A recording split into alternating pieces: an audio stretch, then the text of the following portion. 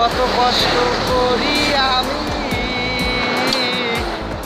কোদালে কাটিয়া মাটি, মাথার ঘাম পায়ে ফেলি, তবু বাড়ির মানুষের আমি পাইলাম না। বুড়ি হইলাম পরিবারের মানুষের জন্য,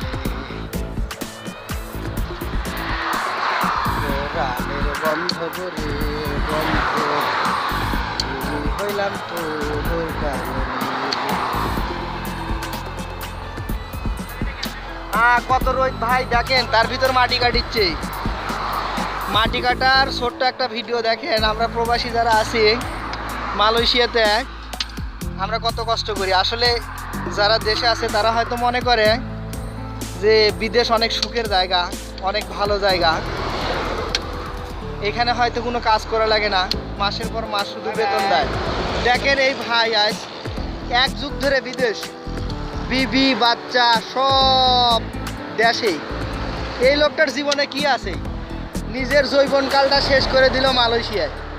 ওই ভাইটাও একই অবস্থা। আর আমার তো কপাল খারাপ, বিয়েই হয়নি।